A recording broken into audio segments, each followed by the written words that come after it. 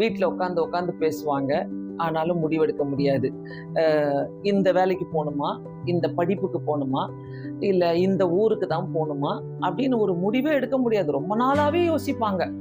யார் யார்கிட்டயும் போய் கேட்கணுன்ட்டுலாம் பேசி பார்ப்பாங்க. அப்பவும் அவங்களுக்கு மனசுக்குள்ள ஒரு நிம்மதி இருக்காது, ஒரு சமாதானம் இருக்காது. ரொம்ப பிரயாசப்பட்டுட்டே இருப்பாங்க.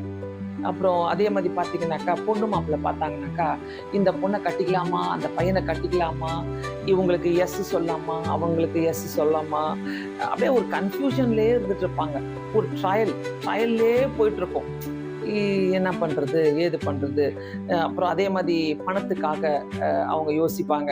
இந்த பணத்தை என்ன பண்ணலாம், இந்த பணத்தை இதுக்கு செலவு பண்ணலாமா, அதுக்கு செலவு பண்ணலாமா, எங்க தூக்கிட்டு போய் போடலாம், எந்த பேங்க்ல போடலாம், இப்படிலாம் யோசிப்பாங்க. நகை கடைக்கு போயிட்டா பெண்கள் ஸ்பெஷலா இந்த நகையை வாங்கலாமா, இல்ல அந்த அந்த அந்த செயினை வாங்கலாமா, இந்த பேங்கிள்ஸை வாங்கலாமா, இப்படி பல கன்ஃபியூஷன் இருந்துகிட்டே இருக்கும். ஒரு தீர்மானமே எடுக்கவே முடியாது. சரியாவே தீர்மானம் எடுக்க முடியாது. எதையாவது போய் அவங்க கிட்ட கேட்டா கூட அவங்க டைம் கேட்டுப்பாங்க. அப்புறமா சொல்றேன்.